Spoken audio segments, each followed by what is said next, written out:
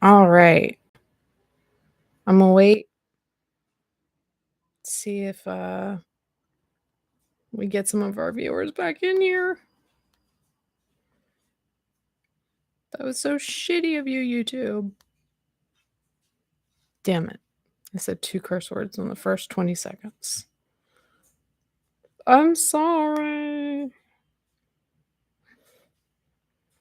I am on my own homepage, so that made it easy. Um Corrected link. Let's do this again. Paste tweet. Now you gotta go delete the other tweet. Now I gotta go delete the other one. I don't like doing stuff on. I don't like deleting tweets. Okay. And then yes, I appreciate y'all that came back. I don't blame any of y'all who left. That was screwed up. I'm trying to censor myself now. I'm angry, but I'm freaking angry. We're back. That's okay. That was mostly just like intro housekeeping stuff anyway. We can kind of just get into the topic. But again, kind of hoping that people will pile in. Ah, that sucked. What was that all about? My internet was fine. YouTube. Please recommend me to people, YouTube. So let me tell you what. I mentioned my girl, Brittany Simon. I noticed the other day that she did a collab with Dr. Kirk. If you don't watch Psychology in Seattle, he may not be your style. Like, he's very dry, but I love him. I love Dr. Kirk so much. She did a collab with him. I was so excited. And so this podcast where we're going to talk about rules for conflict or rules for fighting, however you want to put it. And then the kind of guidelines for apology. That second half is going to be primarily Dr. Honda. Shelby Lano loves him too. He's the best. Thank you, Shelby, for posting in Discord. Sometimes Discord is real late to the game, and it makes me worried that actual notifications are like not going out.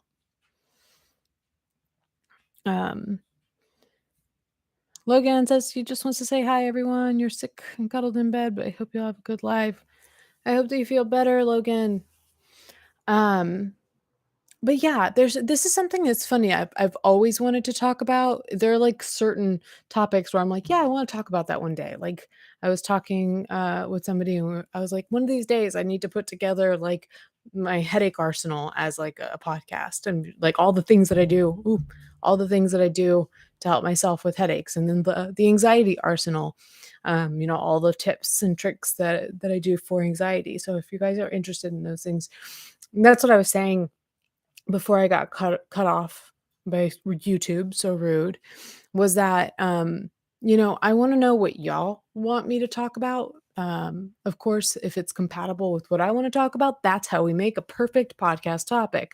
But I was saying, you know, all of us are going through our days with some sort of thing that's on our mind that we're tossing around.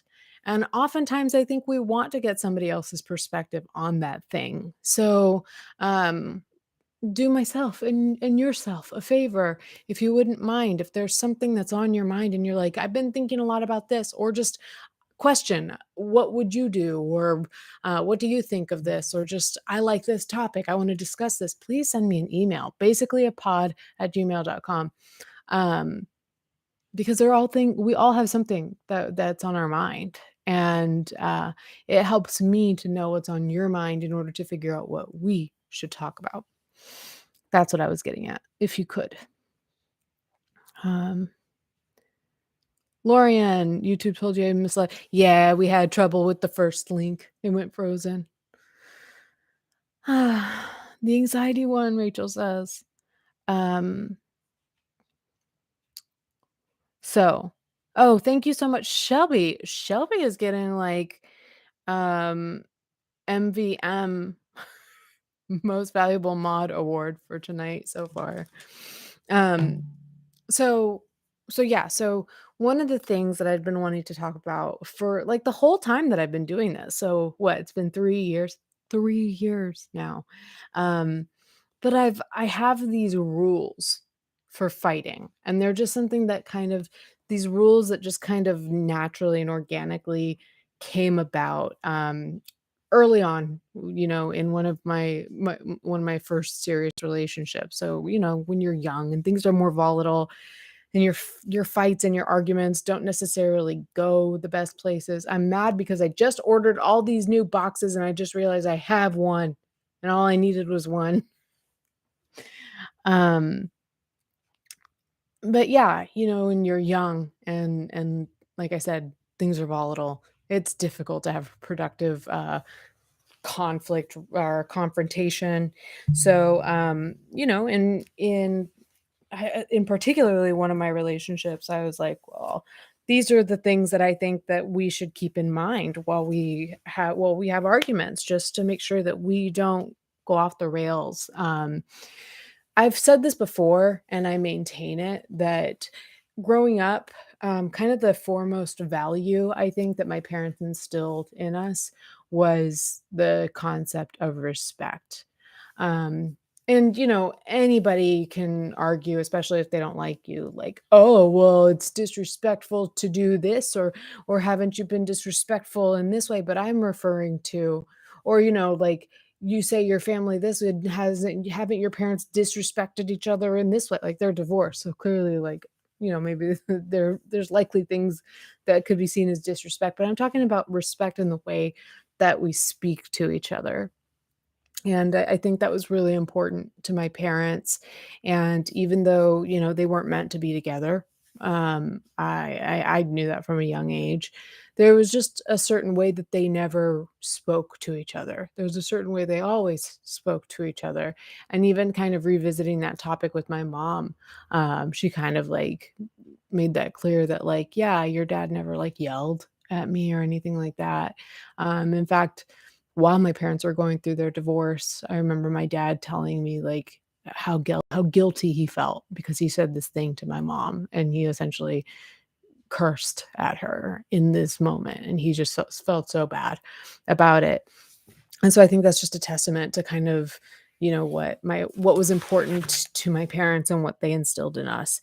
And I do think that when you is it's a little it can be a little cheesy to be like, "Hey, let's put some rules down," and this is not just for romantic relationships, it's with any relationship. But let's lay down some rules for how we're going to interact with each other through this. Um, yeah, it sounds cheesy, but when you start implementing them, and, every relationship I've been in, like, the other person has been totally cool with me saying, like, "This is how I want us to communicate. Don't want us to do X, Y, Z," because that means they get to hold you to that standard too. It goes both ways. Um, and it's worked out, and it really, like, it does not make for a perfect interaction, but it really does kinda help both parties stay in line. So Shelby, I accept this prestigious honor. Um, Ja Hi, Jason, and I appreciate you recognizing that these are paperclip links. That's something that I was recently teaching Jake about, that I love paperclip links. Um, where did I get it? I used a gift card from Neiman Marcus. This was Bobble Bar, and I don't know what brand this is. Um, so where was I? So, I want to go through these rules for conflict that I more or less put together. And then I want to go through and take some time to look at Dr. Honda's list of, you know, guidelines for an effective apology. We've mentioned it here before, but I found an article that I pulled it from one of his videos where he was talking about Will Smith and Chris Rock. But, this article pulled it from an actual podcast he did on the whole thing, so I'd like to go back and listen to that podcast, and they used examples, and I don't know if those examples came from Dr. Honda or from the writers of the article, but if we have time, I definitely wanna look at the examples too. Perhaps I'll use an example from my life, we'll see. Um, Erica would like to be here. All good. If you guys can't be here, I don't take it personally. Um, and if y'all were if y'all are curious, Jason JMP is one of my colleagues. So he is our resident troll at work. And if you have ever wanted to read the funniest shit you've ever read in your life, look up a blog called I Hate Morrow blog. Mauro. I Hate Morrow blog is the funniest thing I've ever read in my life, hands down. Jake too. Anyway, I feel like we're gonna run out of time. I was not sure I was gonna be able to fill up the hour and a half. We may have to go over. Let's see. Rachel says yes, because some of my patrons know about that blog. So rules for conflict. And I think I captured them all here, but I'm not positive. There are only a few. I wrote down 6 and then some tips. But the way I see it too is that, when it comes to rules, and I've kind of applied this to my community. I don't want a lot of moderation. Like, don't come into my chat and spam negativity, and don't come in here antagonizing people, and essentially be here in bad faith. That's pretty much it. I think that having a lot of rules is stupid. Having a lot of rules essentially almost means having no rules. So when you keep things simple, it keeps it keeps you focused. And when you have just a few rules, it's easier to keep them in mind and to kind of just keep on track. So first one I put is no lying, but that's kind of one of those obvious things, right? Like, no lying, no violence, no, like, things that are really truly awful that I should not have to say. If you are doing those things, you're not going to follow the rest of these rules. So that shouldn't even be one of them. But so that's not even really one of the rules that I employ when I have, like, a confrontation with someone. But really one of the top ones is no shouting. Some of these things might seem obvious, but I think when you actually employ these and you make it clear to the other person, like, hey, this is something that we've agreed we don't do, it's easier not to do it. And what's really important too, I said, it goes both ways. I think the reason that this works is because you're able to call each other out if one of you is breaking these rules. And this should be a rule for the rules, is that if you get called out for breaking one of these rules, at the very least, you stop and check yourself. Better to even apologize. But the point is, if you're starting to raise your voice and the other person says, "Hey, can you lower your voice? You're shouting." Sorry. Stop. Bring it down. Um, kind of to the comment about my dad, no cursing, especially at each other. Sometimes it's, I'll find myself in an argument, and sometimes I'll be like, blah blah blah blah blah, to do the damn thing, or something like that, and utilize a curse word referring just impassionate, um impassioned in terms of just impassioned about a certain thing. It's probably not the best, but really what this applies more so to is cursing at another person. Of course, like, fuck you is like, that's a no, right? Um just I would come up with other examples, but I think that this is something that, like, when it happens in your life, you'll see it. But just directing curse words at a person should be a no-no. Like, there's a certain, employ your intelligence. You can find other words, other ways to say what you're trying to say without having to do that. Another big one, and this one is important for a few reasons. No sarcasm. I think it's pretty obvious at first glance, like, no sarcasm, because it's rude, right? Most people agree that it's rude, when employed in a conflict. But also, there's something that we're gonna talk a little bit about, but there's something important about active versus passive language. You don't want to use passive language in a serious discussion.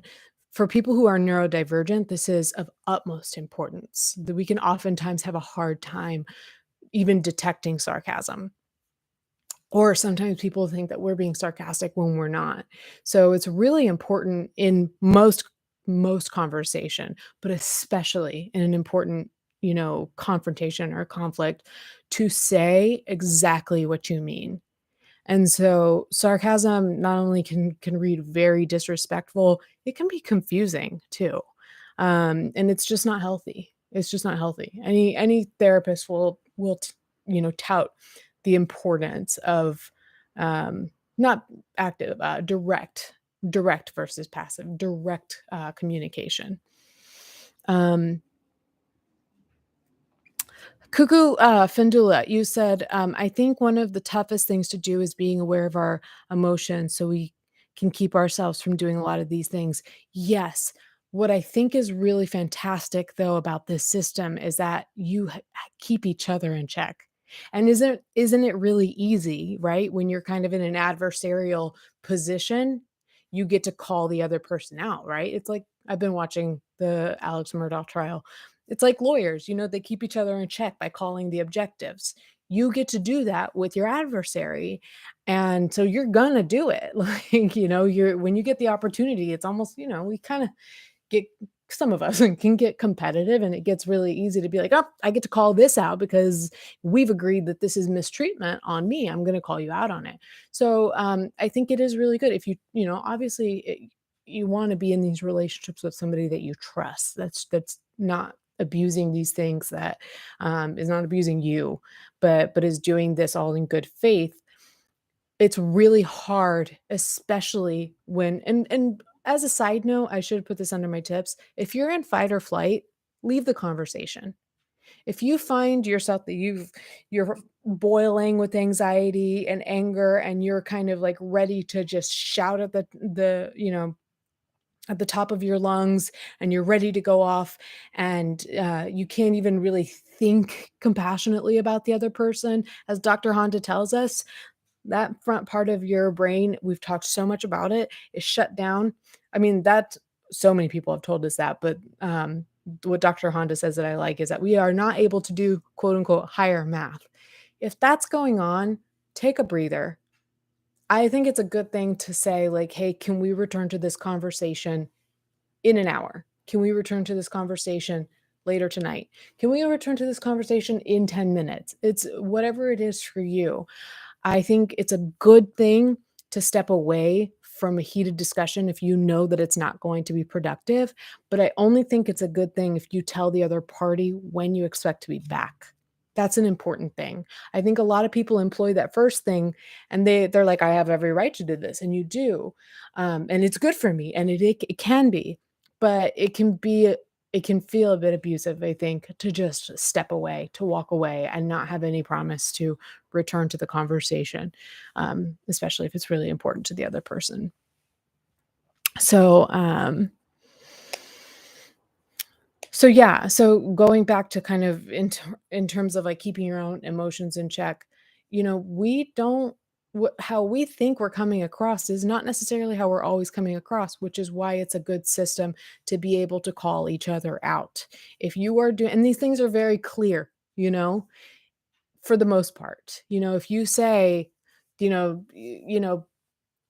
because your mom's an asshole that made you this way or whatever, like it's like, oh, you're cursing at me and insulting my family, like stuff like that. You can, like, that's very clear that you're doing the thing. It's that's why these rules are not like, don't be mean, don't be disrespectful, like, no, these are very clear things that, like, if somebody calls you out for doing them, it's very hard to dispute that you're not doing it, and that's not the point. Like, at the very least, if it's debatable, you should at least still try to kind of like rein things in a bit. Um, Crying during conflict, I think, is fine. I think if your crying is out of control, the conversation needs to take a pause. But showing your emotion, um, when it's something like sadness, it communicates to other people that you care. Anger communicates that too, but it can be aggressive. So, you gotta make the call on when to pause these things. This is not this these rules are not about controlling your emotions. It's about controlling your behavior and trusting your partner or the other person in this engagement to also keep you in check for those things. So along with the no cursing, the no sarcasm, obviously, no name calling, no name calling. The moment somebody says you're a bitch, like I would exit that conversation. You are not. You are not talking to me like that. Goodbye. And guess what? You have the right to exit any conversation you want at any time. I mean, like, sometimes you're required to, like, go to court and stuff, but, like, in terms of these just, like, casual conversations or casual relationships, like, if you are disrespected, especially in such a way as being called names, um, you have every right to lay a boundary, to say, "I'm not having this conversation. I'm blocking your ass." Like, and I wouldn't feel bad about saying that after if somebody called me a name like that. So no name calling. That should be pretty obvious. I think y'all already kinda, like, know that in general that's not good. Um, and then lastly, avoid absolutes, because that's another one. It's a little more of a nuanced one that is maybe a later addition, but I have found in some arguments, we can get in the habit of saying, like, "You always do this. You never do that." And it's rarely the case that it's that absolute. So, I would just say avoid using words like that. Avoid speaking in absolutes. So those are kind of the rules in general. Like, I could that's 6, but I could really shorten it to 4 with the no shouting, no cursing, no sarcasm, no name calling. If I think of any others that were really important that I'm like, "How did I forget that?" Then I'll, like, update it in the description or whatever. Um, but, um, those are really the rules, and I promise you, if you and your partner, I keep saying your partner because obviously, like, these things tend to happen oftentimes with the people that we're closest to. But like I said, you can use them with your friends, with your family. But if you and the other person agree to employ these in good faith and to keep each other in check, it really goes a long way. It can really, really make sure that your conversations stay in this zone that's, calm enough, and just kind of like we were talking about losing, getting activating your limbic system, losing your ability to engage in higher maths, the shutting down of your prefrontal cortex. It all means the same thing. It kind of helps, I've noticed for myself, it kind of helps to keep you from going into that space in the first place. So that's great. A couple of tips I wrote down here. Um, and these I put these just as tips and not rules because they're a little bit more obscure or, like I said, nuanced. That is not something that you can really hold as a hard and fast rule. A rule should be something that's very clear, that's very easy to follow, or very simple to follow at least. But tips: avoid holding people to standards that they were never made aware of. So, as an example, you should have known that that would have made me upset. You know, like, there are certain things that we should just generally know are going to upset somebody. You can't go up to somebody and punch them in the face and then expect them not to be upset. But in general, um, if you bring up a topic that you didn't realize was sensitive and the other person is like gets upset and they had never expressed to you that this sort of thing upsets them, that's not really fair. So, or a big one that I think falls under this, and I think a lot of people are guilty of this, is pretending to be okay with some okay, we definitely need to hear this. Pretending to be okay with something in the moment and then it becoming an issue later, you need to take responsibility for that.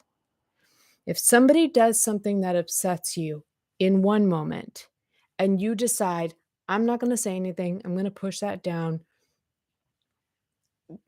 and just not deal with it, it'll go away. Then when that thing pops back up and that person was never told that it was a problem, that falls on you too. You cannot solely place the blame on the other person, and that's a big one. Holding people to standards that they were never made aware of. That's huge. That's why it's really important to talk to people about things in the moment. And I think that that's kind of a topic that we're going to have on our Patreon exclusive stream next week. I'm really excited, hoping that my office will get in like cuter shape by then. I'm working on it. Um, this is the safety police. What's going on? Um, maybe I should check in with the chat. I feel unheard instead of you aren't listening to me. That's coming up too. Yep. Um, avoid generalizing. Try to stay on topic. I think that it can be easy to say we're dealing with this topic, and I think it's fine to generalize a little bit, to say, "Hey, this example is, kind of indicative of a bigger problem." Here's a small example. This is just in total honesty. This is a conversation I've had with Jake sometimes. So there are different things that we interpret as love, respect, and things like that, just as we all have different love languages, right? And for me, respect for my time is huge. So I'm one of those people, like I said, I thought that the 30 minutes between getting off work and my live stream started, I thought that that was going to just drive me nuts to have 30 minutes, because I like to, maximize my time that I'm awake and productive, or I make my plans in such a way that, if I say, for instance, hey, I'm gonna log off work at 6:05 and then head to the grocery store right then. um, I want us to have our shoes on and be ready to go out the door at the time that we agreed upon, because otherwise that meant I could have spent more time online at work, as an example, or just doing anything. If I say, if I say, let's meet at this time, let's be, of course, people have reasons that they're late or something like that. But just as a general rule, I'm not a fan of agreeing upon a certain time and then the other person just kind of being lackadaisical about it. Um, so I think it's totally fine to say, hey, the reason that I'm upset that you're, still drying your hair when we said we were gonna leave is just because it tends to make me feel like you don't respect my time. There are lots of other things that I would rather be doing than kind of just waiting around. And so, this might not be as important to you, but it's important to me. And so I think it's okay to generalize something to like the bigger issue that it pertains to. But then when you keep taking it another step and another step and another step, and it's like, you don't respect my time. And so this means that you don't respect me. And you don't respect me. You don't care about our relationship. And you don't care about our relationship. You're selfish and you don't even care whether or not you make me happy. Like, do you see how like we can make this a bigger and bigger and bigger and bigger issue that it doesn't need to be. It just all it has to be about is you were late and I didn't like you being late. So avoid generalizing. I think that's important. Glad to see you back doing public live streams again. Thank you, Tommy Brown. I like when people just point out when I say a weird word. Oh, Rachel asked wackadaisical, lackadaisical. Um, yes, everyone stay safe. Stay safe. Stay safe. Um, So where are we? I already talked about direct versus passive language. I think that I've already said what we really need to say about that. It's just a hallmark of healthy communication. And again, like I said, I think any therapist would talk to you about kind of how important direct communication is. But it's not just don't be sarcastic. And this can be a very difficult thing for a lot of people, especially the people pleasers, especially the people that tend to walk on eggshells. For other people, direct language can be difficult. There are some people who are like, I tell it how it is. I'm just honest. I am straightforward. And like those people are very good with direct communication and maybe too good to the point where it comes off intimidating. But I know that I've had trouble before with speaking directly. Instead of saying mistakes were made, you need to say, you made this mistake. And then speaking about yourself too, instead of saying, "Well, I did this thing and then mistakes were made." So that's a common phrase that people use when they're talking about passive language, like mistakes were made. It's like, no, I made the mistake of. So, when you're talking to the other person and you can't. you really shouldn't go about saying like, I was talking about this important thing that happened during my day and then I was ignored and that upset me. No, I was talking about this thing and you ignored me. Do you see the difference? I was ignored is passive. You ignored me says the person did the thing. Um, versus I was, and then, past participle of a verb.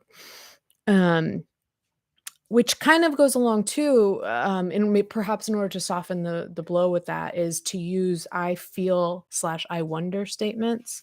So, kind of going back to the feeling ignored conversation, it's better to say you ignored me than to say I was ignored, but, it could help it, like, again, soften the accusation by saying, "I felt like you ignored me."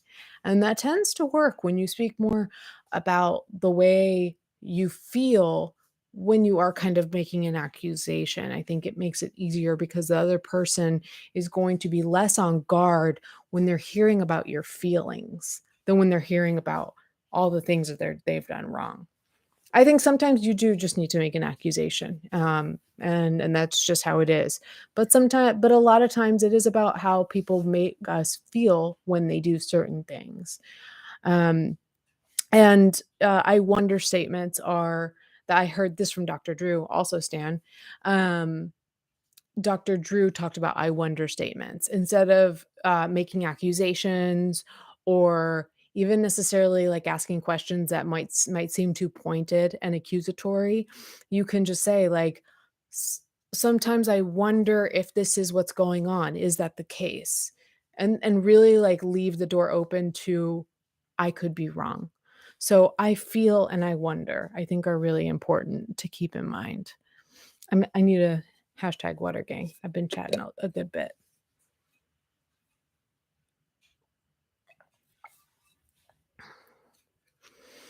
Kugu says I'm a harmonizer, so I tend to hate using direct language since I don't tend to like using words on other people that I wouldn't like used on myself. I recognize it's a bit of an issue. Yeah, and I think that's what we're all trying to do with these conversations is challenging ourselves. Because, these things that I talk about are not easy for me to implement. They're not easy for me. Speaking directly and telling somebody you did a thing, that's hard for me. But I have found, and if you'll be there for next week's conversation, you'll probably hear me talk too about how um, the direct language, but specifically when you're talking about comparing or combining that with the avoid holding people to standards they were not never made aware of. Note that's a really, really difficult thing too. It is really difficult to tell people the things that they're doing that bother you every step along the way. It is a lot easier to be like, I'll just ignore this and let it go away. And you know that it's going to fester. You know that it's going to come up later, or you know that these things are going to pile on. The person is going to perhaps engage in the same behavior and it's going to eventually make you want to blow up. And then, sure, maybe you're right about that person was doing that thing, but don't you bear some responsibility in letting it get to that point and letting that person think that everything was fine until it was not fine? That's not easy. It's not easy for me to do, but I've had to start employing that, and I have found it to be very effective at reducing conflict overall. The more like it's I always say that I try to be confrontational. Not overly confrontational, like we know some people to be who, just like to fight or whatever it is. But I try to be confrontational because I would rather deal with, 10 small things than one huge thing that feels like 100 things. Do you see what I'm saying? It really does pay off if you take care of it in the moment. And here's one last big one. This is big for me. Don't apologize for your feelings. Apologize for your actions. Of course, this will be a perfect segue into talking about apologies, but this is my rule. And it is one that I've had to like that I've had to coach my own partner on, and it's something that I've had to probably coach myself on, and then once I realized I was doing it, then I recognized it in him. Um, we all have tough days, where we're not at our most charming. And I've had moments where I've had to tell where my partner will say to me, I'm sorry that I was grumpy. I'm sorry that I was in a bad mood yesterday. And I would say, don't apologize for your feelings. Don't apologize for your feelings. Don't. Like at times I'll say you don't need to apologize for your feelings. Like those are yours to have. And, like, if you get in the habit of apologizing for your feelings, then you're telling yourself that it's not okay to feel the way you feel, and that's not okay. However, it's what you do with those feelings that is potentially harmful. If you're in a bad mood, so you snipped at your partner, your sibling, your parent, whoever, your roommate, your friend, you kind of snip or bark at somebody because you were in a bad mood and it's not their fault. You can apologize for barking at someone. Don't apologize for the way you felt. So that's like really that's a big one that like was kind of came up for me more in the past year or so. That has become more apparent for me in the past year or so. Don't apologize for your feelings, Mindy, and anybody else. So let me put so those are my rules for conflict or rules for fighting, if you will. And I will say they've helped me tremendously in my relationships. They have been really fantastic. And I think everybody maybe you come up with your own rules, but I think it's just important to have them. And it's important to everybody's got both parties have to agree to you know to those rules, but I think it's a really good practice to have because you want to make sure that you're holding yourself to the same standards that you're holding other people to. And I think this is like pretty much the only way. Because when we are left to our own devices to gauge how we are behaving and how the other person is behaving, that's not reality. Because, like I said, how you think you're coming across, how you think you sound, how loud you think you are, all of these things are oftentimes perceived differently by the other party. You can easily say, "I wouldn't want somebody to sound like that towards me," but you don't know that you're being that way. So it's a really good, like, checks and balances system when you have an agreement with another person that these are rules that we both are gonna hold. So, let's see what the chat's saying before we move on to apologies. Um, so more sorry quote, "Sorry that I yelled at you," and no more sorry that I got mad. We'll keep that in mind. I love it. Yes. Yeah, it's fine to be mad. It's fine to be bothered. It's fine to be upset. It's not fine to yell at people. We've all been there. But yeah, 100%. I'm sorry I yelled at you. Cause that's the thing that hurt the other person, or it should be. You should have the space to be angry, and you shouldn't have to apologize for being angry, being sad, being anxious, being whatever it is that made you um, engage in a behavior that you're not the most proud of. Hey, Rosie, I'm sorry you're not feeling well. What's going on? What's going around? Um, so where are we? Breathing exercises during tough conversations, absolutely. I was on the phone with the IRS today and I was like in the moment, like, and also practicing like affirmations and stuff like that because like that can be stressful as hell. Let me find this article where we have Dr. Honda's requirements for a good apology. And I'm gonna have to kind of go between tabs, like reading and then checking in with the chat too. So let's see. We've got about 30 minutes here, so we may have to be a little bit quick with them. Um, we've seen these before, possibly, depending on whether or not you were here um, for those conversations. But I don't know, that I 100% agree that all of these elements need to be there, but I do keep them in mind, um, and maybe I'll talk about why in a little bit. Um, this article says, "What is the goal of an apology is to rebuild trust and goodwill." Um, it doesn't come off well. Oh, this is important.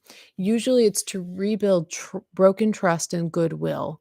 It doesn't come off well if people sense that the apologizer's goal is to make the issue go away. And I think be real with yourself. How often, when you apologize or when somebody apologizes to you, does it seem that the apologizer is just trying to make the issue go away?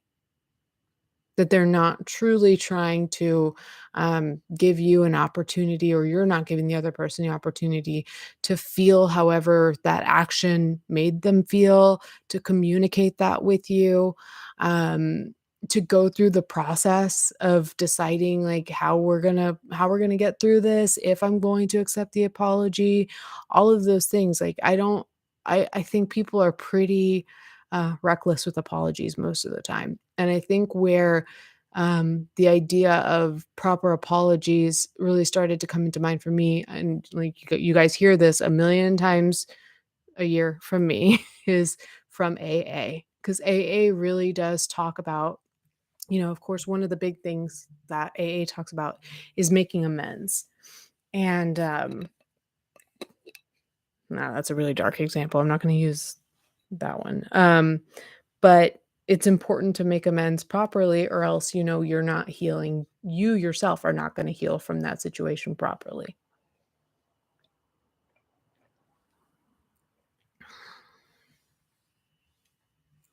So, and I'm sure that, most of the time when we apologize, we do want the thing to go away. That's a very normal, uh, natural feeling, but you kind of have to override the system and recognize that, especially if the apology is due to somehow hurting another person, that the other person comes first when it comes to an apology. So you may have your wants for the thing to go away, your want for your trust for that person's trust in you to come back, for all of these things, but it's really on that other person's terms when you do apologize. So let's see how Dr. Honda goes through these.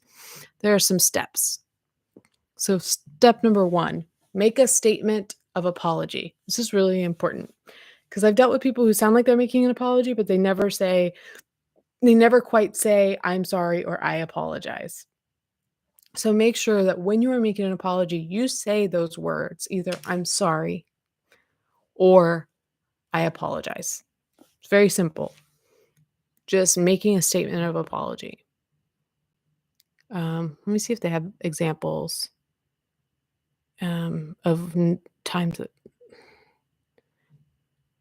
No, I thought they were gonna give an example for not, the opposite of that. No, step number 2, acknowledge specific actions and state what happened. The quote is, "This is why I'm apologizing." This has been a thing for me too, because in the past I've dealt with issues where, you'll have some sort of conflict with a partner, right? Oftentimes the partner is the example I'm gonna use. But, or with a friend, really, but say, somebody does something to really hurt you, and say I was gonna say words were said, we don't wanna use passive language. Say they say some things to hurt you. You cry, you express that you're upset, they feel bad, they feel remorse, and they come to you and they say, "I'm sorry." But they don't ever quite say what they're sorry for. It's like, how do I know that you have really thought about what you've done? And how do I know that there's any chance of you mitigating this happening in the future if you're not even acknowledging what the thing is? So, step two is acknowledge specific actions and state what happened. And that's a difficult thing to do. But, like Cuckoo said, I'm sorry I yelled at you is a good example. Um, let's see. Number 3, Acknowledge the impact and not the intent. Here's an important thing because I am a YouTuber who's made an apology. And the funny thing is, depending on what circles you run in, you'll hear there become certain rules that just become part of the culture. And I've come to question some of these rules. Like I this doesn't make a whole lot of sense to me. But it's a rule and you can't break the rule. But if it doesn't make sense, then the rule is not meant to be followed. But one of the rules in this culture that I was dabbling in was do not talk about your intent. Do not give context. Do not give what you meant to do or what was going on in your head or anything like that. And that just has never sat right with me. And as it turns out, according to Dr. Honda at least, it is okay to let people know where you are coming from. And in fact, I've heard him say, I don't know if this article is going to get there, but I've heard him say it's actually an essential part of an apology to talk about where you are coming from. Um, but but the focus should be on how your actions impacted them. If you're truly wanting to make an apology, um, of course, let the person know where you're coming from. And I think that is important. Hopefully, the article will mention it.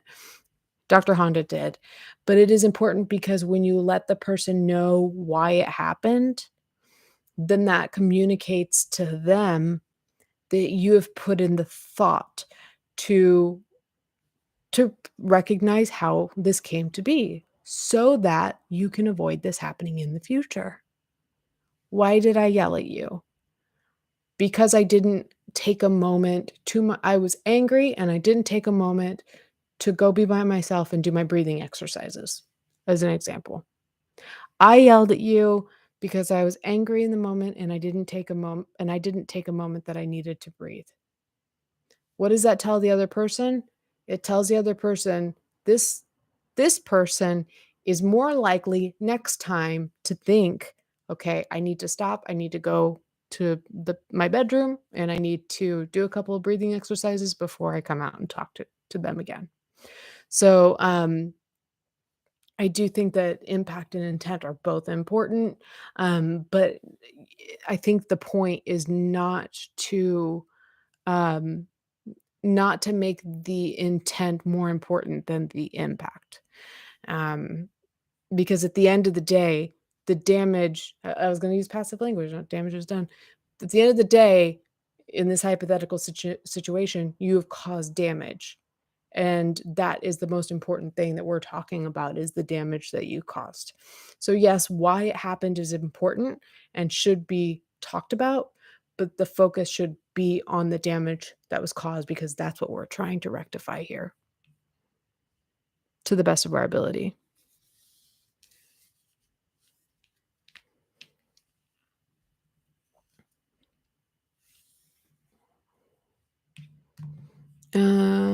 Let's see. Number 4, attempt to explain the offense, but don't try to explain it away. And for the record, I'm talking about apologies in general that we give in life. I'm not talking about YouTuber apologies. Um, of course, all apologies can follow this formula, but this discussion is more about interpersonal communications, um, relationships. That was in the description before we had to create a new link, but we're talking about interpersonal relationships for the most part. Um, oh, it sounds like Shelby said the same thing.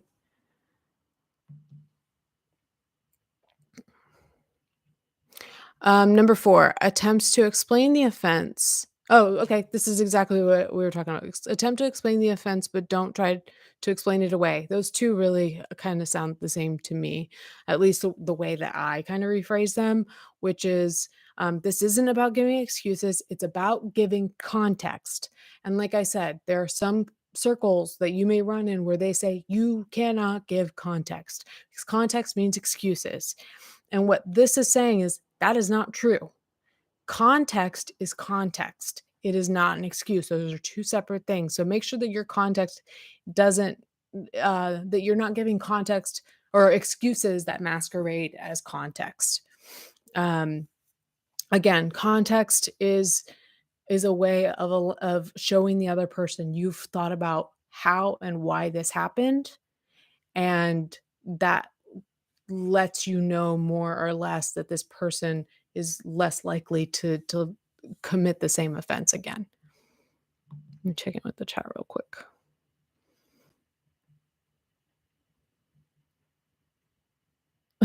Shelby being the master mod.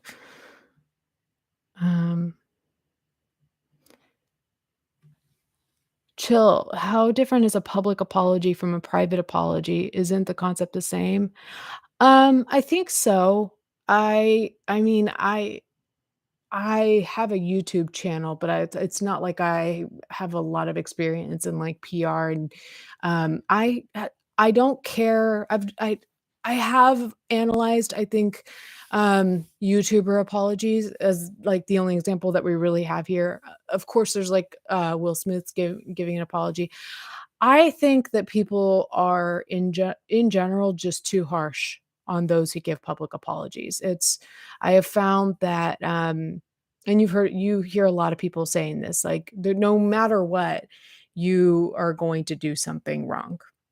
You can you can be wearing a yellow dress and somebody will be like, "See, she's wearing a white hoodie like all the others." And then if you point out that, like, "But it's a yellow dress," then somebody else is like, "Why are you making excuses for yourself?" And yes, that is an example from my life.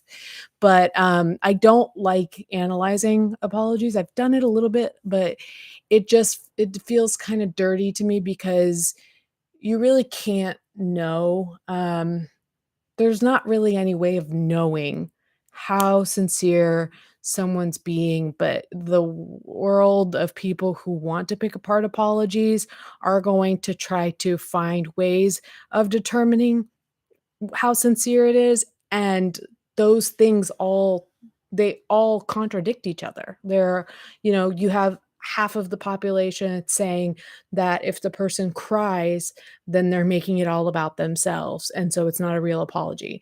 And then you have the other half the population saying, if you don't cry, then it's not sincere because obviously you're not showing any emotion.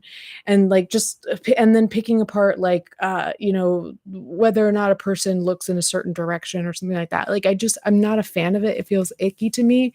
Um, and you're I don't know if I don't remember if it was you who said it or if it was somebody else that, said that, that there has to be more strategy to it when public figures are giving public apologies because there's a business aspect to it.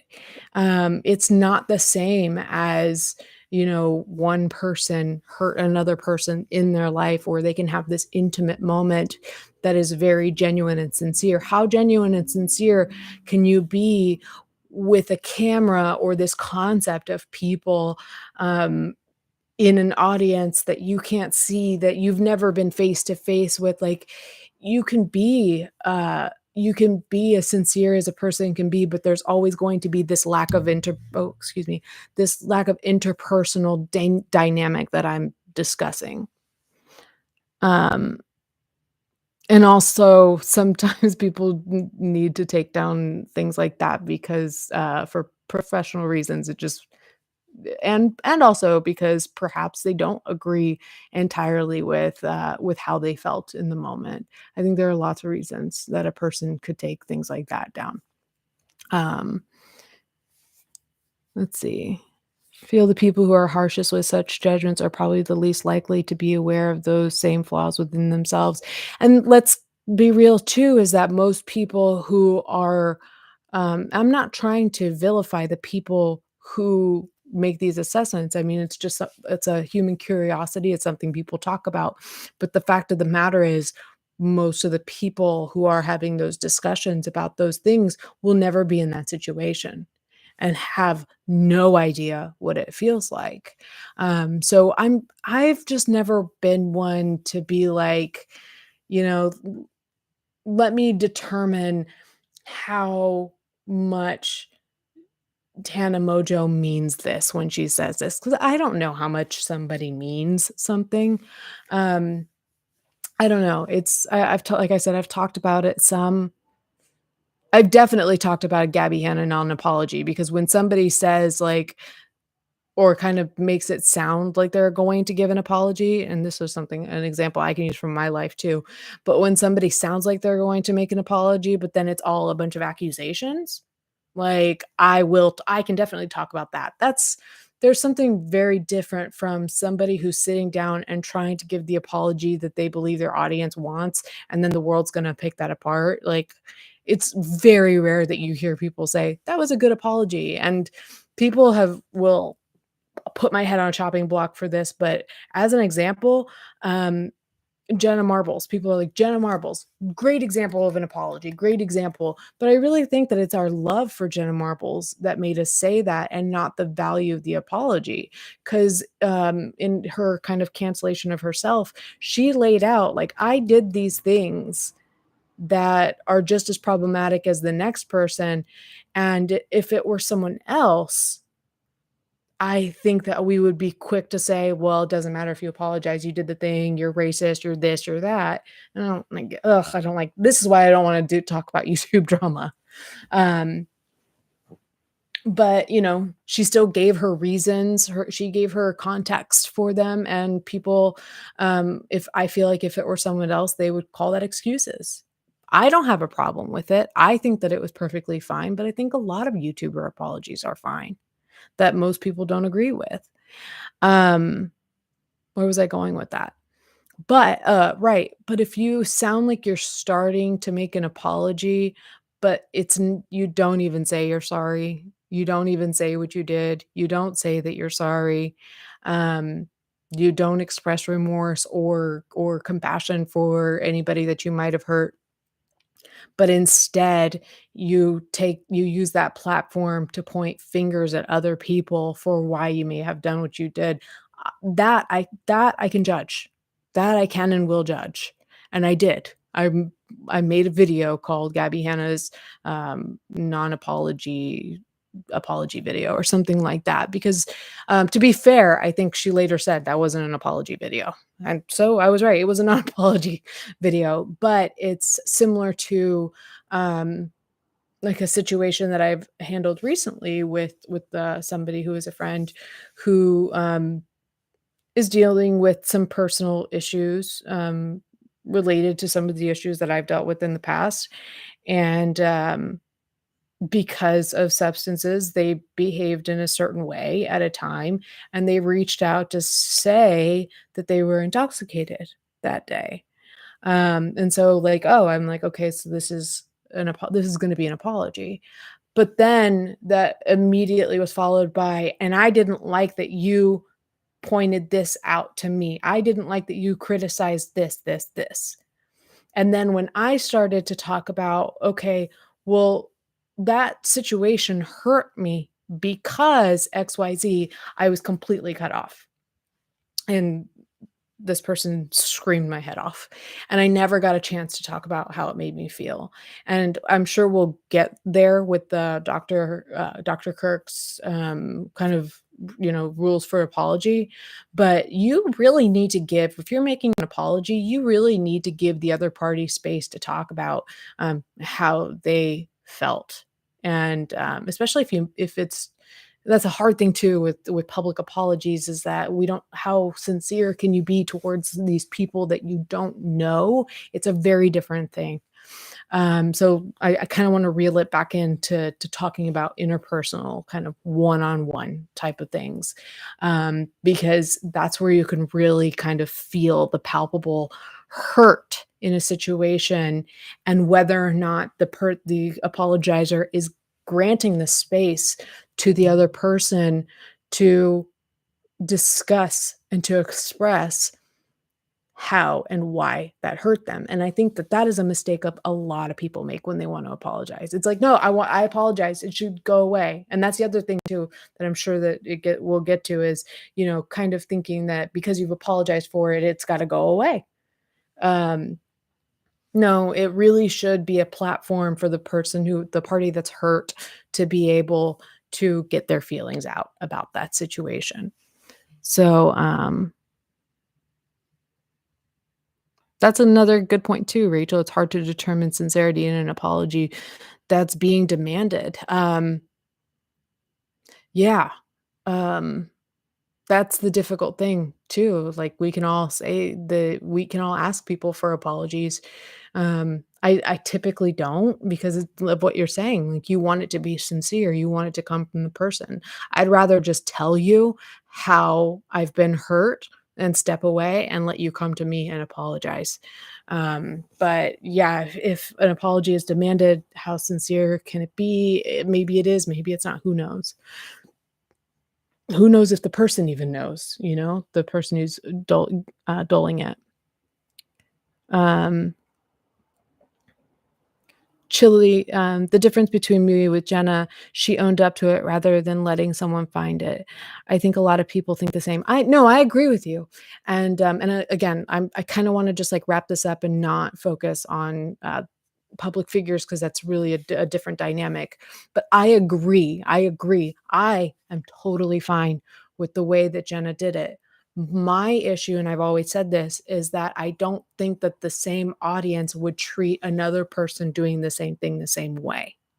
I do not think I don't nothing anybody says will convince me that Tana Mojo or Trisha Paytas or Shane Dawson making the exact same video would get the same response. It just wouldn't. And perhaps you can argue that that's just what happens with years of developing a good reputation. Maybe Jenna deserves that and those other people don't. But and that's fine. I think that's fine to say she deserves it and they don't because she has shown the character that is deserving of that kind of grace, but um, let's not pretend they're apples and oranges if they're apples and apples, if we're just talking about the product being the value of the apology itself. Does that make sense? Because, I will say, like, there was one thing I think that Jenna did in that video that I didn't entirely agree with was, and, shoot me dead if you must, but, um, I think she kind of argued that the Nicki Minaj joke was not blackface because and also correct me if I'm wrong, was not blackface, but she was just actually very tan and showed like a side by side or something, or showed one after the other and showed her taking the wig off and that she was just that tan. But I think I saw somewhere else another shot where she actually had very dark like foundation on. Correct me if I'm wrong. I believe I saw that. But the point is that if Trisha Paytas had done that, would we grant Trisha the same grace and say that was a good apology? Sometimes I think there are people really problematic people who make decent apologies, and I'm like, "Damn, the public is going to town on this person, and, how much what do you want from them?" And that's just the thing is that some people have really, really fucked their reputation so much that there's nothing that could work. There's nothing that they could say that would appease the public.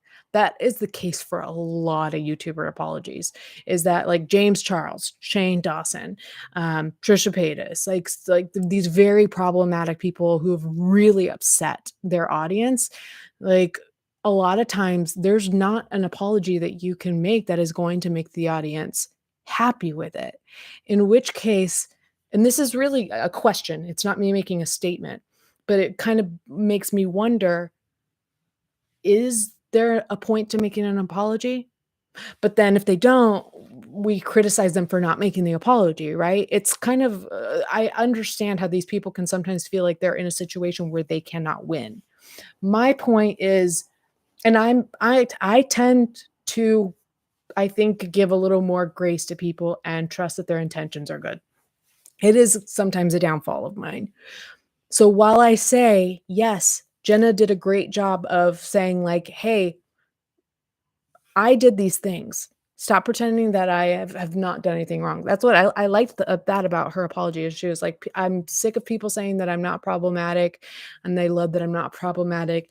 I have been problematic, but the point is that this person put in front of you bad things that they did, and the audience ate it up as if it was this, like, wonderful, beautiful thing where I think it should have been viewed a little more neutrally. Um, it's a good thing that she was forthright and forthcoming with this thing.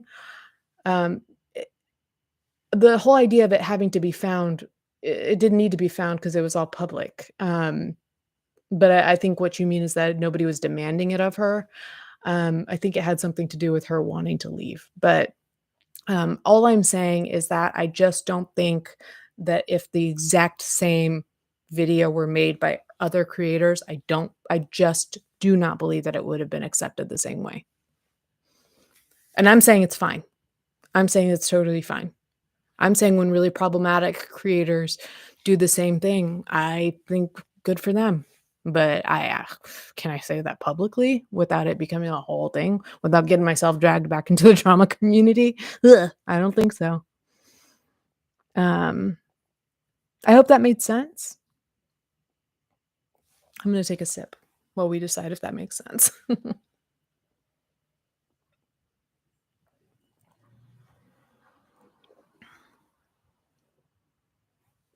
Um, you guys are saying action, context, offering to help, uh, accountability, context, care, and change. Yeah, these are all things that are important.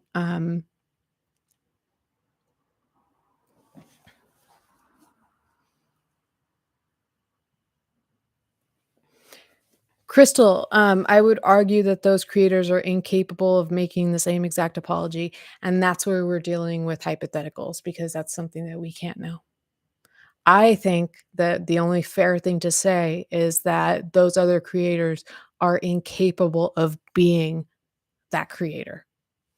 Trisha Paytas is not capable of being Jenna Marbles, and so the response is just not gonna be the same. And like I said, if you think that because of the character that these 2 people have shown over the years mean that the exact same product means 2 different things to you, then fine. Say that, but we cannot argue that the product itself was the thing that's good. The product itself was not the thing that was so good. It was the fact that it was from somebody who has shown such strong character. Does that make sense? It is it's the apology, but it's the track record. It's the history, the patterns of behavior that we've seen from this person that, quite frankly, has she has proved to us, Jenna Marbles has proved to us, even though she says she's not she is problematic, has been problematic. It comes with the territory when you've been on YouTube for over a decade. But the point is that, I think it's just easier for the audience to say, "You've shown us a history of good character despite some of these things that are questionable or outright not good, outright racist things that you've done. But you've shown us such good character that I can accept this apology and take it as sincere and forgive you for it." And I think that's just easier for the audience to do. I think that we can all agree upon that. What I'm saying is I don't like analyzing a YouTuber apology because we're not typically analyzing the apology so much as we are being influenced by our opinion of the creator. That's what I'm getting at. I think I need to stop going on and on. I think I just need to say what I need to say and let it be. Oh, and you agree with that. Awesome. So we're in a good spot. We're on the same page here. Um, Sure, there can be telltale signs of insincerity. I mean, and that's up to for Chili, and I think that's up to each person to decide. Um, I for me, it's got to be pretty blatant. It's got to be, Gabby Hanna saying, I want to talk to, I want to really. She only apologized to Beyonce, whichever. Like, I don't think anybody really cared for that, but and maybe I'm wrong, but saying that, I'm going to make these apologies and like I'm going to put up screenshots to show you that I tried to talk to Alex James about this and it was like the screenshots were a red herring. The screenshots were her talking to a wrong number. Like, there are things like that where you're like, "Oh, holy shit," like, that's indisputable sign of something that's insincere about this video. So, like, there's obviously, like, stuff like that too, right? Um, Cuckoo says, "I agree with that. We're judging what we know about, impression we've had of the person and just how good their rhetoric was." Yeah, I think it's just us being honest with ourselves and recognizing that typically when we see these things, we are judging the person as a whole and not just the apology. And as many times, I think as much as people um, try to be as neutral, I think Dr. Kirk is really good at it. Dr. Kirk did this with Will Smith's first apology and kind of talked about where it was good and where it was not so good. When you have somebody like that, I have more trust in his ability to be very neutral, and he's not involved in, like, the YouTube drama communities where the audience kinda tells you how you should feel about someone, and, that's what I like about some the more of the kind of, thinker spaces. I don't know a different way to put it, but, like, psychology spaces, philosophy spaces, and things like that is that, you and, like, lawyer YouTube law tube or whatever you wanna call it, like, I like people who can say, I'm gonna take this person's character completely out of this situation and actually just, like, pick apart the thing that it is, and it's difficult to be unbiased, I think is the word I'm trying to use. Difficult to be unbiased. A lot of times, like, Dr. Kirk might not know the person, and so that makes it easier to be unbiased, but when you're steeped in the drama community and then a YouTuber makes an apology, it's like we've got years and years of opinions about this person already, or years and years of the audience's opinions, and you decide whether or not you're gonna pander to that audience, and we know that there are creators that pander the shit out of their audience, and will say whatever it is it's going to get the thumbs up. From their audience. So, it's just a bunch of politics I don't care to be involved in anymore, and here I am talking about it. Remaining neutral, says Jen Loves, removing the background isn't necessary necessarily. Sometimes we need to do that, but past actions and character is not irrelevant. I think that's fair, again, and I think I'm gonna leave it at this. As long as you're recognizing that you are judging the person as a whole and not pretending that you're just judging the apology, and that's what a lot of people do is they say, "We're gonna talk about how good the apology is." We should be able to look at somebody's apology and say, "That's a good apology, but it's not enough for me because the damage is too much," or, "The history runs too deep." That's a good apology. They said all the things that they needed to say. Whether or not they're sincere, we can't know, but, like, th there weren't any, like, as Chili said, in obvious telltale signs of insincerity, like putting up a fake screenshot. Like, I think Trisha Paytas, I keep bringing up Trisha because I think she's given us some apologies that do sound very sincere and hit all those points, have taken responsibility, have acknowledged damage done, things like that, and people are still like, "No." And that's totally fine. It's totally fine to say, "No, I cannot accept what this person has done in the past," but don't pretend it's the apology that's not good enough. Does that make sense? Because then in those cases, like I said, there's not an apology that's gonna be good enough. I did not know that this was gonna become about YouTuber apologies, and I did not want it to be.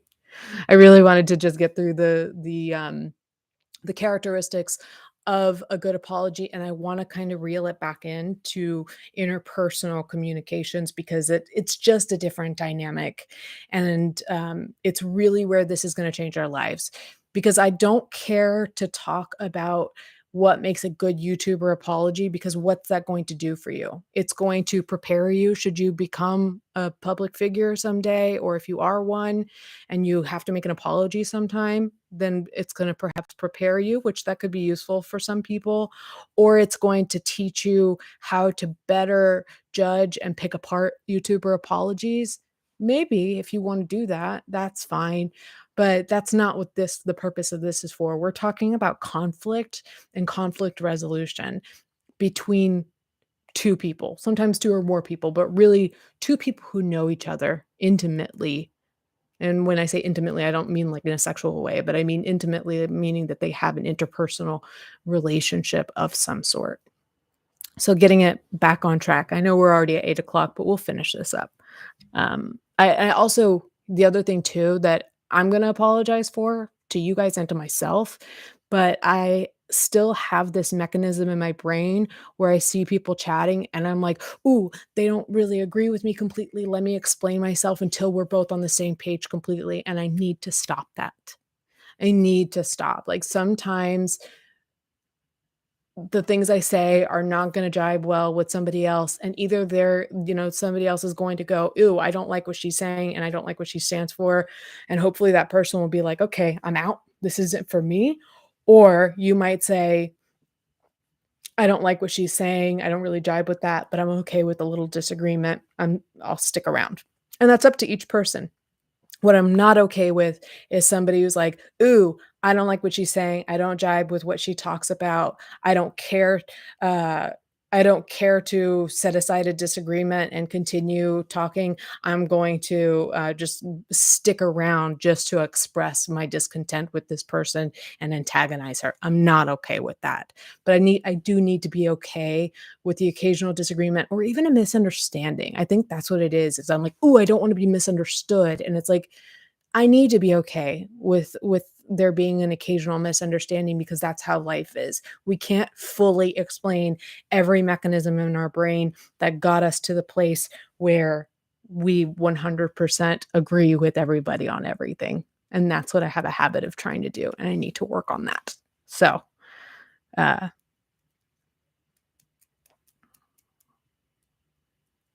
Jen says, "I'm super guilty of hearing what is said instead of listening to the behavior prior and after, hearing what I wanna hear." Yeah, that's a very human thing to say. Um, Crystal says, "Needing to be believed comes out of trauma." Interesting. I wonder what trauma that would be, needing to be believed. I did used to feel like I was afraid of getting in trouble even though I wasn't being bad as a kid. That maybe it's something like that, I don't know. Interesting, something for me to think about.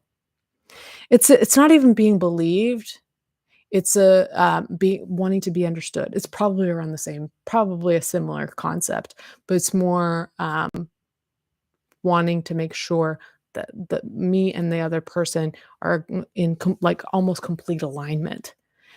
Um And or to know that I'm okay in your book, and I don't need to be okay in your book, and I can't be okay in everybody's book. So it's like I either need you to be like, "Ah, yes, I understand and I agree," or "I see it a little differently, but, I still like you." Like, I still have that draw to hear one of those things, and that's what I need to step back from and just be like, sometimes I'm gonna say some shit that you don't like. Like, you either stay or go. I have good intentions, and again, sometimes the impact is more important than is bigger than the intention, the intent. So make what you will of it. Now I'm just kind of regurgitating words from this article so far. Um,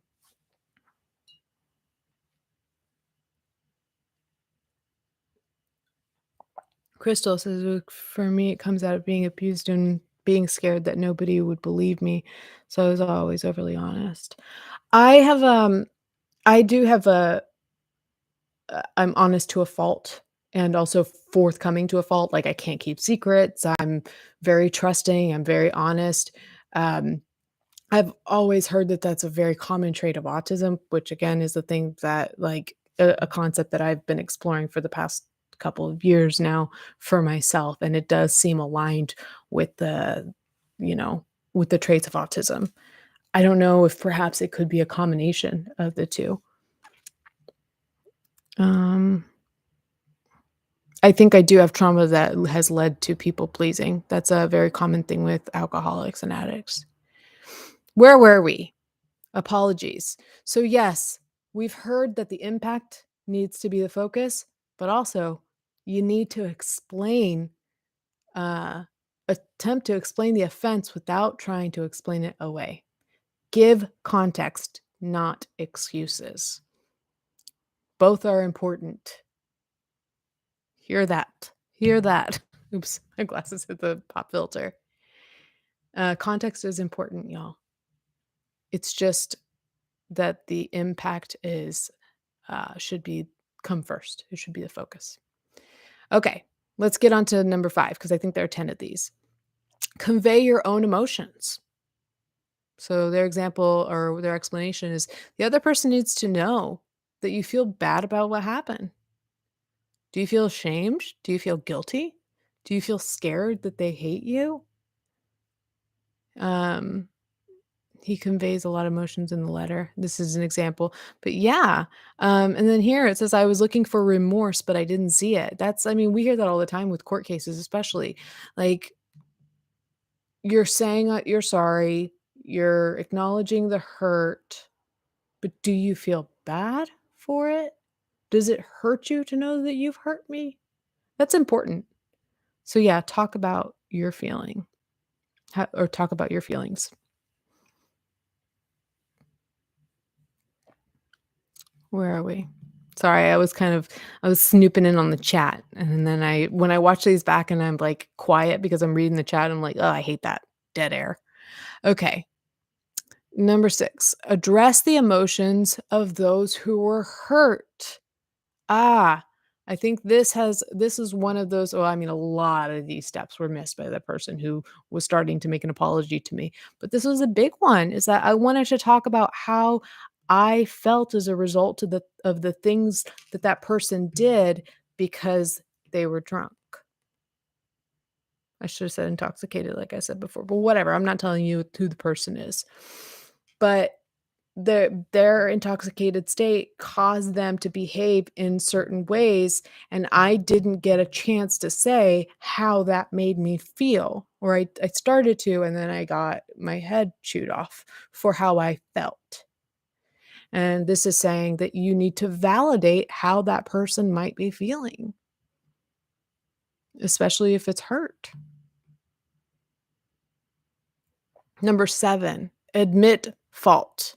I feel like this is like I feel saying that you're sorry or you apologize for does it at least for me, it does. If a person says to me, "I am sorry, I did this thing," maybe the "I did this thing," but was that already one of the steps is to acknowledge what you did? If you tell me, "I'm sorry and I did this thing," that for me is, already an admission of fault, right? Is that the same for others, or is that different for you guys?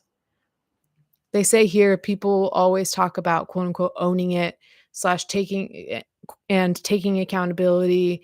Make it clear that you know you messed up, even if it was an accident.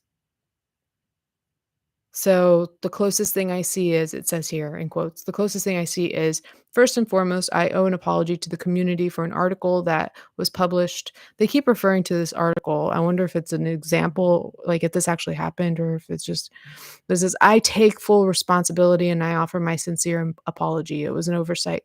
See, this to me almost sounds like, again, kind of going back to the public apology thing. It's like almost feels like it's ticking off boxes rather than speaking from the heart, which is why I'd rather talk about interpersonal things. If you, I will say for me, if you come to me and you say, "I'm sorry, I did this thing," to me, you've owned up. Especially if you say, "It was because I was intoxicated. I should not have even reached out to you." You've taken the time to give the context and the explanation for how it happened. Like, I feel like you've admitted fault at that point. But I don't know if you guys see it differently.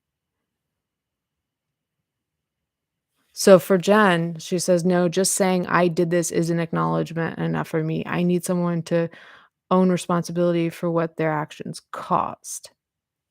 So, but is that not one of the other steps? Is acknowledging the hurt, right? That was step 6, address the emotions of those who were hurt. So I guess what I'm asking is that if somebody has done all these steps up to till now, and I think we're only on 7, so they have made a statement of apology. They have acknowledged the specific actions and state what happened.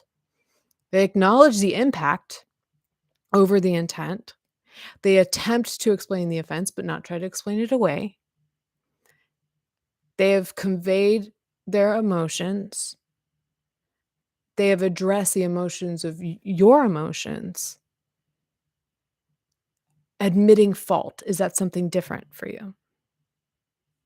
And it's fine. Again, I don't need to come to a 100% understanding, but for me, all of if you've done all of those things leading up to that point, I feel like you have admitted fault.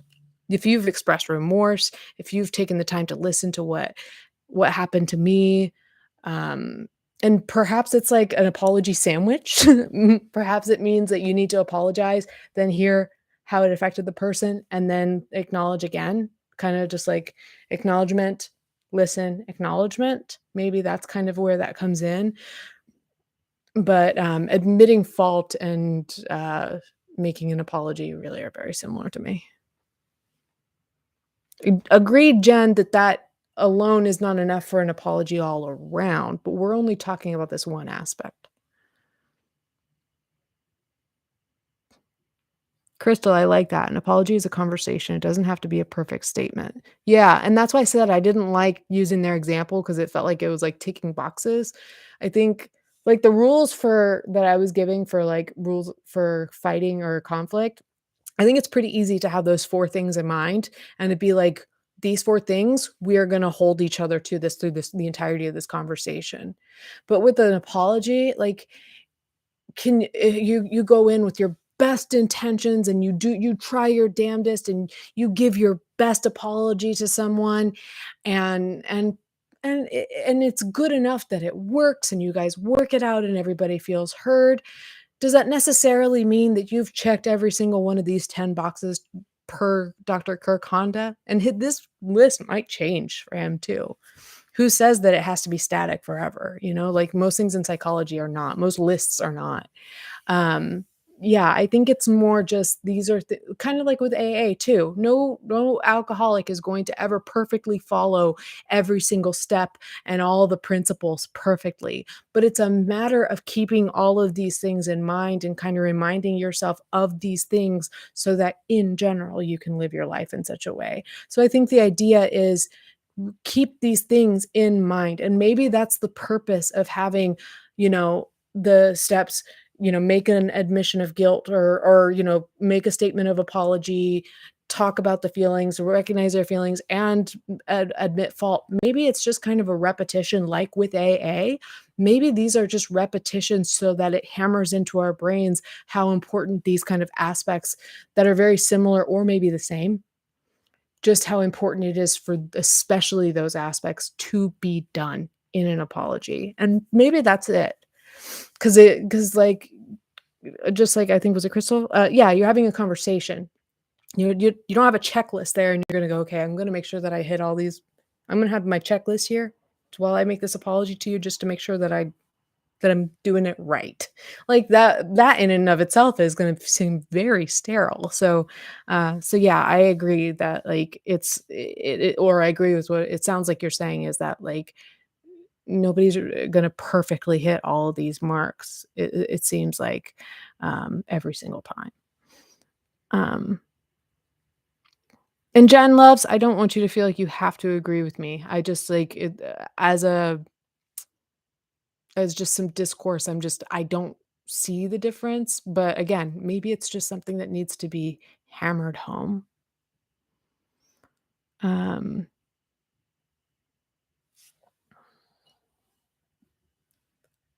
mm, and yes, to your point, Jen, like everybody's life experiences do shape how they view these things because then they might think, excuse me, because yeah, there may be these instances where it's like, no, I've actually been in an instance where somebody did all these things except admitting fault. Like and it just may be a weird situation that most people haven't experienced. Like who knows, right?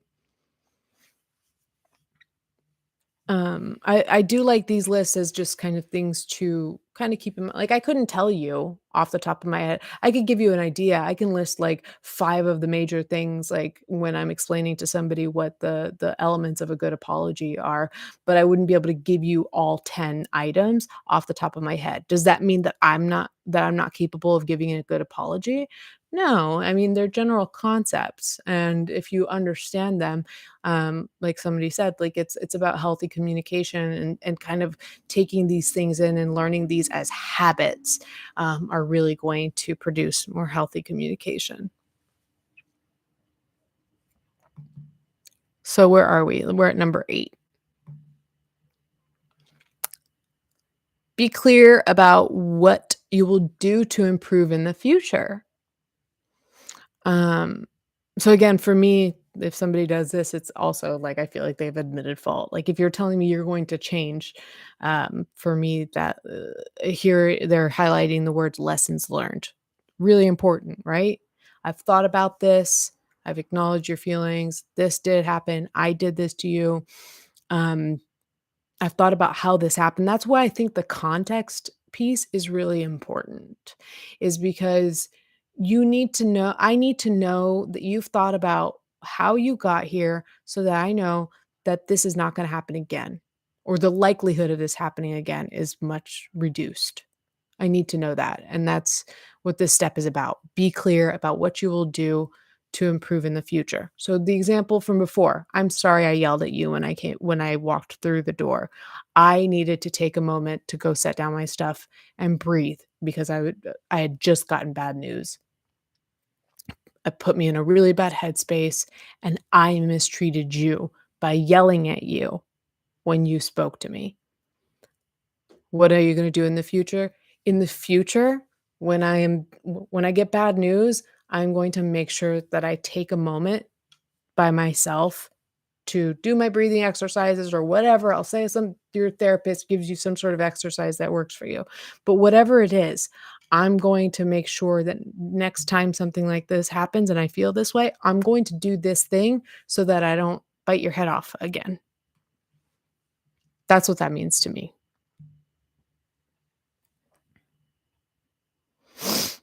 August, yes. Wolf Avatar, sorry. I feel like a lot of these are interrelated, like admitting fault and not making excuses seem very closely related. Exactly. That's exactly how I feel. And I think that's kind of the discussion we were having is like, that's why I was saying, like, do you need this if you have these?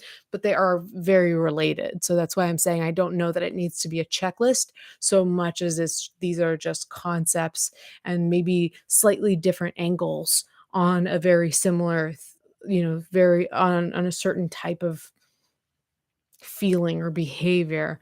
I guess making sure that the way that you feel and behave does kind of encompass these different aspects, but that they might not necessarily be separate behaviors and feelings, and if that makes sense, um, themselves individually.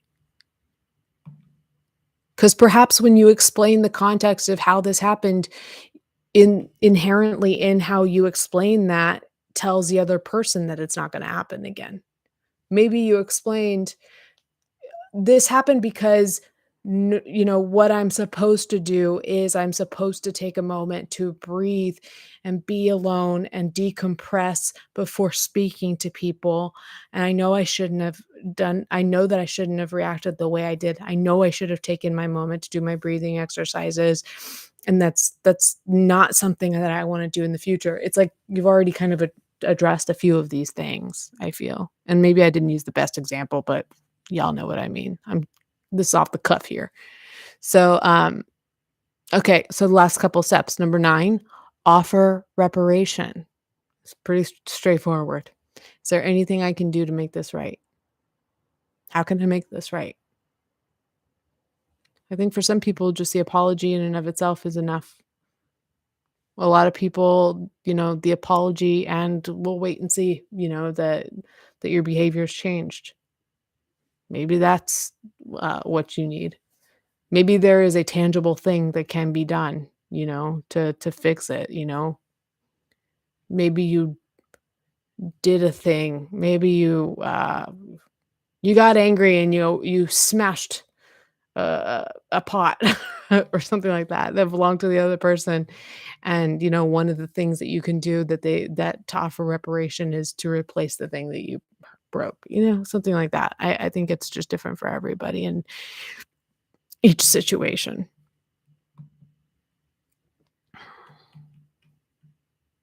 And then the last one, I don't know that I love the wording of it, but the last element says request and acceptance of the apology. Um, I don't know if I love that wording of it. It says instead of saying, "Okay, I'm sorry, done," it's good to check on the other person. I agree with that. If they feel you sufficiently apologized, then they're more likely to accept the apology. He doesn't ask for forgiveness or acceptance. But see, he is. He doesn't ask for forgiveness or acceptance. Whether he's given or not, he's taking a break from writing and he's leaving Medium. I guess that's their example of somebody who wrote an article. But yeah, but that's just it, is that requesting an acceptance of an apology is asking for I think it's good to say, "I hope you can forgive me." I think it's okay even to say, "Do you forgive me?" But request almost sounds like there's an expectation. Um, I think expressing a desire to be forgiven, I think that's more important, and perhaps that's semantics to some people, but expressing a desire to be forgiven is more important to me than requesting an acceptance of the apology, because requesting an acceptance of the apology almost, I feel like, puts you on the spot in the moment to make a decision, and a lot of times people need time for, to process an apology. But if you get it all out and you wanna let the other person know, like, "This is this is the end of my apology," "I hope you can forgive me. I hope you can forgive me. Is there anything else that I missed?" I think those are a couple of ways of, like, kinda closing it out. um But yeah, of course, I don't wanna hurt you, and, I hope that I can regain your trust, I think is another way of putting it. But I think it's more like expressing. I am more comfortable with myself and with other people expressing your desire for what will come out of this, but I think making a request, I don't there's, like, this feeling of expectation or entitlement or something that is just not sitting the best with me. Um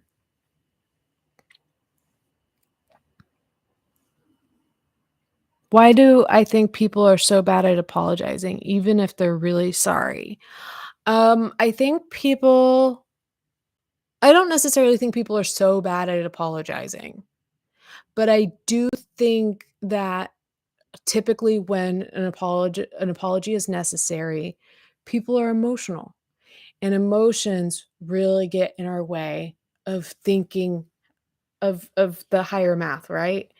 So, not even just the higher math, but your ability to be empathetic and compassionate towards others is severely impaired when you're emotional.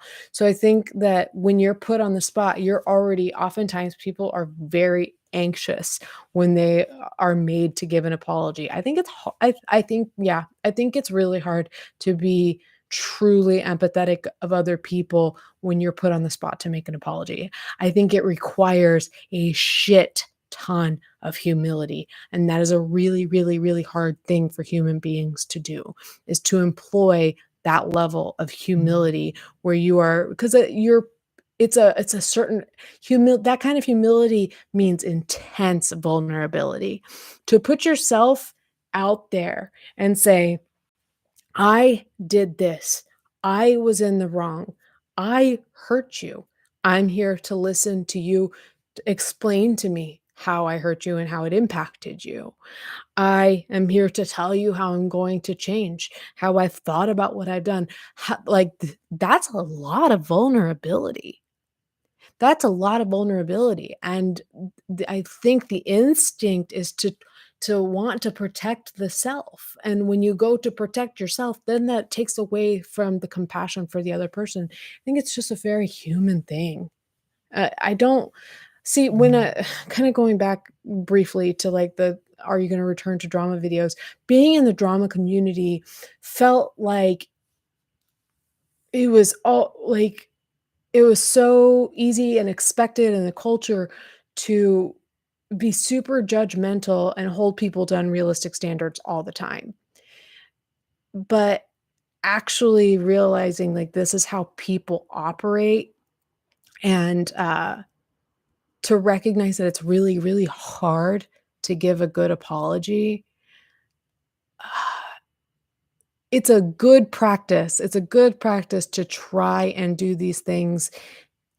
It's a practice, meaning you gotta do it over time to get good at it, but I think it's really hard, and so I at least for me, I can have hold a little space in my heart for people when they have a hard time with it, just because it is it's one of the hardest things to do. Was it Chicago that said, "Hold me now, it's hard for me to say I'm sorry"? It's really hard to say sorry. That's a good question.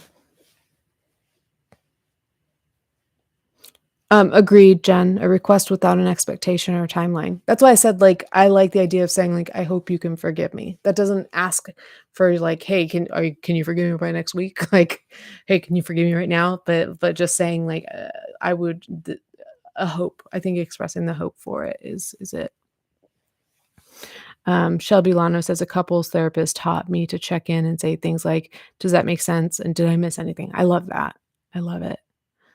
Um Cuckoo says that, you're about to say that it's about letting go of ego, which is so difficult, and that's essentially the same as eating humble pie and taking the L. Yeah, it's a really hard for people to do. So have as much grace as you would like to give people when they're trying, because and this is maybe where we can take it back to YouTubers. Giving a perfect apology is damn near impossible, and it's hard enough when you're legitimately trying. I'm sure for a lot of people, I feel like I've seen it in people where they're trying, but, like, I know that the audience is not going to accept it, and it's just like, "Fuck." I feel for this person 'cause, you can argue that it's not entirely sincere. Okay, but say it's 80%. Say it's 80% sincere, but the audience gives them 2%.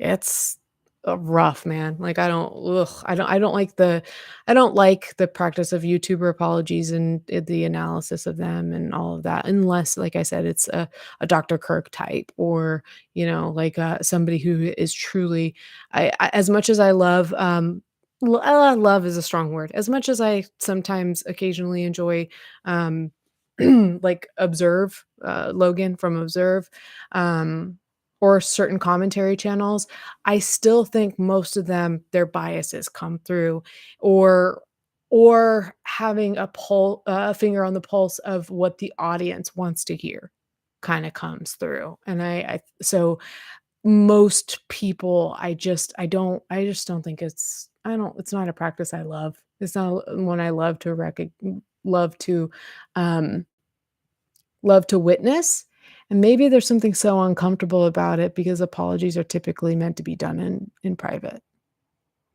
Maybe this whole YouTuber apology thing or public apology thing, um, is just an unnatural thing, just like a lot of things about a public existence.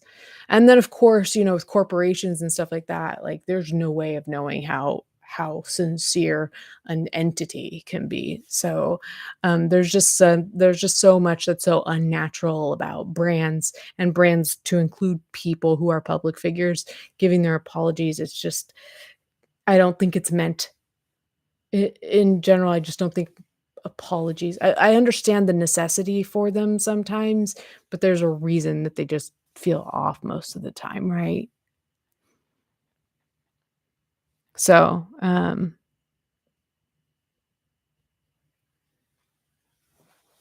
Jen loves "It's impossible to give a perfect apology to a camera." Yeah, I've and that's the thing is that I have tried to give w what I would consider is just my sincerest apology.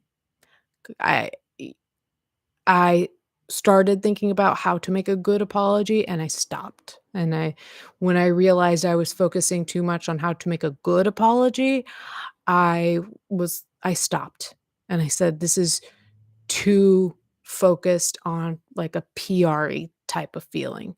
I just need to speak from my heart and say whatever it is I'm feeling, however flawed that's gonna be."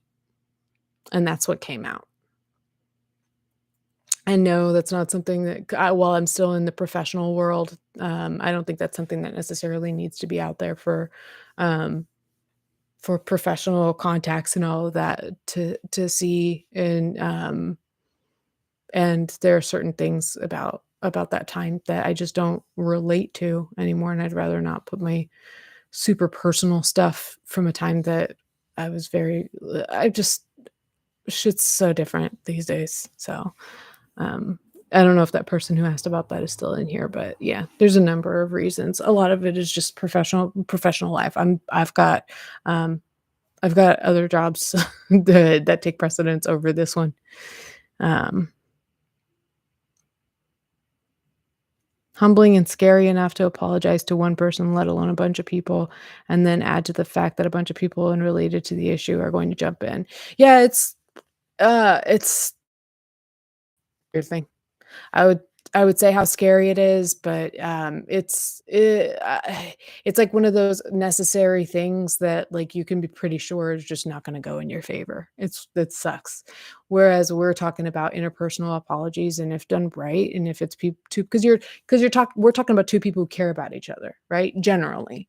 We're talking about 2 people who care about each other, and you have 2 people who care about each other, you should be able to make an apology, and that apology, if it's sincere, should be able to be accepted and worked through and at least have love shared between the 2 parties, right? And that makes the ability to make that apology that much easier. But when you're talking about somebody making an apology to a party that doesn't necessarily love them, nor can that person love that party either in a true way, like, it's not a real relationship. So it just becomes a very strange thing. Oh my gosh, it's already 8:30. I need to go bed. Um, Hard enough to get an apology to land with one person, let alone millions or different people. Absolutely. And like I said, the standards are all across the map for different people. It's like cry, don't cry, wear this, no, wear that. Like, have this level of production. No, have this level of production. And it's just like so people's standards are all over the place. Um, That's why I think it's just best to if you have to do it or if you're called to do it or whatever you wanna say, I think it's just best to just be sincere. Just hop on and say, "This is how I'm feeling. This is what I did. This is how I feel. I'm sorry. This is how it happened. I'm sorry." Like, I don't know. It's just a weird thing. Right. I need context, say some people, and giving context is making excuses, say other people. It's just like you can't please all people, but Um, at the same time that you're talking about, the culture of being on the internet where people don't necessarily want to there are people that people want to like, and there are a lot of people that people don't necessarily care to give grace to. If you're dealing with an apology from somebody that you love, that you want to see the relationship further, um, then there's something in it for you to take that person seriously and to consider the sincerity of their apology, right? There's something in it for you. But if you're talking about a public apology, there's nothing in it for the others, unless you're talking about a select few people who, do genuinely, as much as they can, like the person who's making the apology and are hoping that it's sincere so that they can continue feeling good about supporting this person. That does happen, but a lot of times, and especially given the community that you're dealing with, you may be dealing with people that are like, "Nah, I just like to watch shit burn." And I wonder what the drama is like, or not the drama, but I wonder what, like, an apology situation is like in different communities on YouTube. Like in the true crime community, when somebody needs to make an apology, how does that go? But then again, I mostly know these things through the lens of the drama community, unfortunately. Um, and again, I'm known for my coverage of her, but Gabby Hanna made an apology for, I don't know that this really falls into the true crime because it was accidental, but, accidentally sharing this, picture of this girl, and, I felt that apology was real. I felt that that apology was sincere. Did the world? Not really. And that's somebody that I am criticized for being too hard on. So, yeah, the drama community is just in general not gonna be nice to people when they make apologies. That's just in general. The culture is, we like to be chismosos with each other. We like to, gossip, and we like to watch shit burn. So, that's not what I wanted to make this about. It is stuff that is interesting to get off my chest, and it's interesting to pick it apart and be like, "How is this thing different from that thing?" Um, but really, I hope that the takeaway from this conversation is really what we talked about in terms of the guidelines for, when you have an argument with somebody, making sure that you keep these few things in check, and when it comes time to make an apology, that you keep these 10-ish concepts in mind and really try to employ them to the best of your ability. That's what this is about. This is not about how are we gonna make sure that we pick apart somebody's apology better. That's not what we wanna do. We want to use these as tools to recognize, like, especially because, was it Crystal's question? Why is it so hard for people to make good apologies? Well, it's naturally a very hard thing to do, so perhaps understanding the elements of it, we can, again, like the term that I used earlier, kind of override the system, right? Because we were talking about it's hard to keep your emotions in check. You have emotions that come into play when you've got to give an apology. You've got your guards that are going to try to protect you from making the most effective apology. And so being equipped with these tools, you can at least kind of cognitively recognize what's happening within yourself and recognize that although I'm feeling this way, I still need to offer this thing. I hope that I said that well. All right. And Blossom. Yeah, the drama community is going to analyze apology videos, but I love the general conversation and take away. Hey, as long as there's something good to take it away, girl. But yeah, it's a tough crowd. So, I you gotta be, tough in order to make it in that world. So, hats off to you, madam. It's not for me. Alright, guys, so thanks for this extra long conversation. Thanks for the compliments on my outfit. Thank you for, kind of trading ideas with me. That's what I want this podcast to be about, is trading ideas. Having a bit of disagreement where it happens, maybe exploring what that means for us. That's what I want this to be about. And once again, you guys proved to me that that's what we have here. That's what y'all are here for. I love it. Um, I do gotta feed the floofs. So thank you. Thank you for, allowing this dynamic to flourish. I have these these instincts to feel a certain way, and I'm trying to kind of rewrite that for myself. So we'll have probably a similar discussion, um, more geared towards friendship and kind of bringing up issues within friendships and how to deal with kind of conflict more geared towards friendship. I think that's the conversation we're going to have next week, which will be on Patreon. So we're in a new month, so you're not like running the risk of signing up, paying, and then paying another a couple days later, even though whenever you sign up you get access to the backlog of content. So if that's something that you're interested in being a part of, it's $2 for that tier, or if you want to be in the Discord tier, that's $5. If not, then no worries, we'll see you most likely in 2 weeks from now, and then we'll talk about something else. If you have an idea for a topic, or there's something that you'd like me and this community to weigh in on, please shoot me an email. Like I said, I know there's something on your mind. There's something on your mind. Basicallyapod@gmail.com. Send in your topic or your question, and if it's something I feel equipped to answer, or this community is fit to discuss effectively, then I would love to bring it up and talk about it in an upcoming podcast. And like the stream before you go, it looks like 26 people, 19 likes, so it looks like most of you have. Thank you so much. Thank you.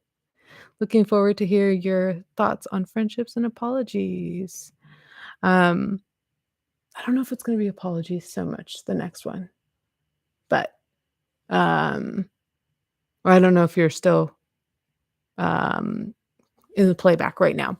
Either way, alright. I love you guys. Thank you. Patreon, I'll see you next week. Everybody else, I'll see you in 2 weeks, and I love you, and bye.